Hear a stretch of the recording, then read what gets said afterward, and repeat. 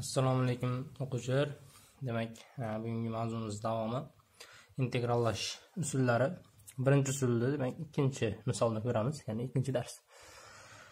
Bunda biz 0 dan pi taqsim 2 gacha integral ln sin x dx ni qiymatini topamiz. Demak, bu aniq integral. Bu integrallash usullarida biz aniq integral uchun integrallashning maxsus usullaridan ko'ryapmiz. Demak, Telegram kanaliga ham ulanishingiz mumkin. Incredible Physics deysiz. Demak, bu darsda Farruh Abduhamidov o'tadi, ya'ni men o'taman. Demak, boshladik. Demak, bizga hisoblash berilgan 0 dan pi taqsim 2 gacha ln sin x dx. Endi oldingi ta'rifimizga ko'ra, demak, buni i deb belgilab olamiz. Bizga bor edi a dan b gacha, demak, esga solamiz. fx dx teng edi yana a dan b gacha f a plus b minus x dx ga. Demak, shu ta'rifdan foydalanamiz. Demak, biz i deb belgilab olamiz buni. Integral 0 dan pi taqsim 2 gacha ln sinus x dx ni. Demak, bu ham teng. Demak, yuqoridagi teoremadan a va b o'rnidan 0 pi taqsim 2 turibdi. 0 dan pi taqsim 2 gacha ln sinus a plus b emas pi taqsim 2 ga teng. Pi taqsim 2 minus x demak dx ko'rinishi keladi. Endi ikkalasi ham i ga teng. Shu ikkita ifodani bir-biriga qo'shib yuborsak 2i 0 pi taqsim 2 orasi ln sinus x dx plus bu yoqda yozyapman plus integral 0 dan pi taqsim 2 gacha sinus pi taqsim 2 minus x imiz, demak cosinus x bo'ladi. ln cosinus x dx. Endi alohida funksiyalar ikkita integrallanish oralig'i bir xil bo'lsa, demak ularda bitta integralga olib yozib olsak bo'ladi. Integral 0 pi taqsim 2, ikkalasini bitta qilib yozib olyapman. ln sinus x plus ln cosinus x. Demak, mana dx. Endi ln yig'indi, demak bu ko'paytma degani edi ichidagilarda, ya'ni ln sinus x ko'paygan cosinus x degan ko'rinishga keladi.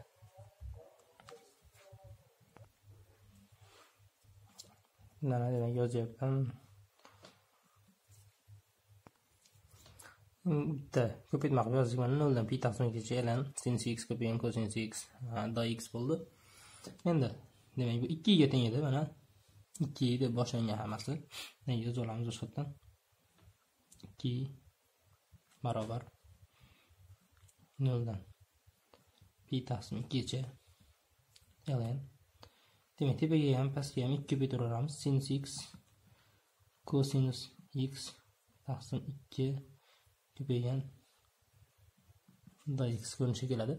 Demak, tepa sinus 2x degani 0 pi taqsim 2 ln sinus 2x taqsim 2 delta x. Endi o'zgartirish kiritamiz. U barobar bo'lsin 2x ga. U holda delta u barobar bo'ladi 2 delta x ga yoki delta x imiz delta u taqsim 2 ga teng bo'ladi. Endi integrallanish oralig'i ham o'zgaradi bu yerda. 0 pi taqsim 2 emas, endi u o'rniga x o'rniga 0 qo'ysak, u imiz 0. X o'rniga pi taqsim 2 qo'ysak, 0 pi taqsim 2 gacha bo'lib qoladi. Integrallanish oralig'imiz ham o'zgaryapti. 2i barobar 0 dan pi gacha bo'lib qoladi. O'zgaruvchi kirityapmiz. ln sinus u taqsim 2, demak bu delta u taqsim 2 bo'ladi. Demak, delta x o'rniga delta u taqsim 2 yozib oldik. Endi buni alohida ikkita qilib yozsak bo'ladi. Ya'ni yoki mana 1 taqsim 2 integral 0 pi orasi ln u minus ln 2 delta u ko'rinishiga keladi. Endi demak 1/2 bor, alohida ko'paytma qilib yozib olamiz. Mana 1/2 integral 0 pi ln u minus 1/2 integral 0 pi ln 2 delta u.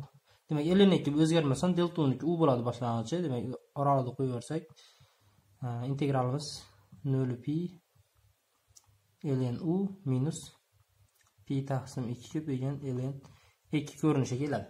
Demak bu integralni hisoblashimiz kerak. Demak uning uchun buni o'chiramiz hozir. Agar yozmoqchi bo'lsangiz pauza qilib yozib olishingiz mumkin. Endi biz hisoblashimiz kerak. 2 mana teng bo'lyapti 1/2 0 pi ln u minus pi taqsim 2 ln 2.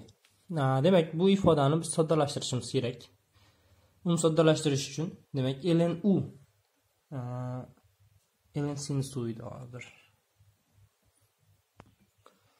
ln sinus u mana adashib ketibmiz. Demak ln sinus u delta uni hisoblashimiz kerak. Uning uchun biz uni grafikini chizib ko'ramiz. Demak mana bunga chizamiz.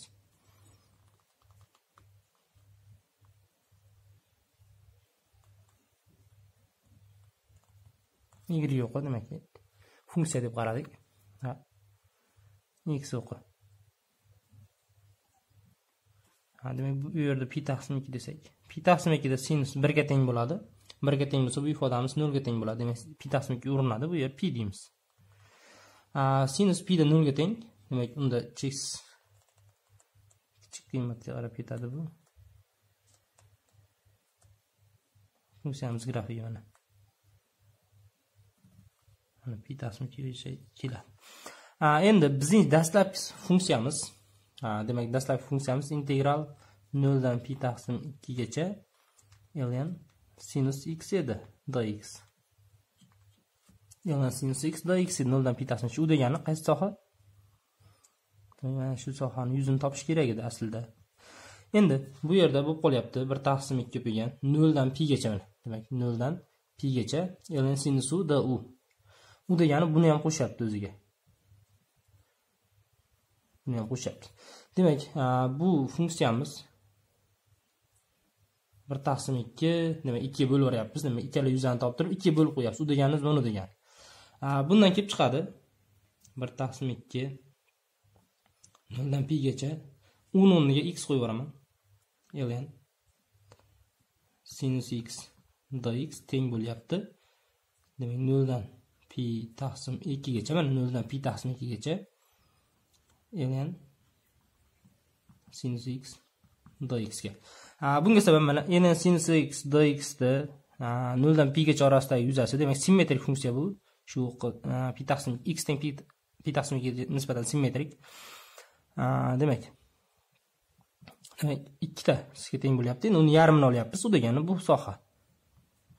Ya'ni 0 dan pi taqsim 2 gacha ln sinus x dx ga teng. Demak buni o'rniga almashtirish kiritamiz. 2 teng bo'lyapti.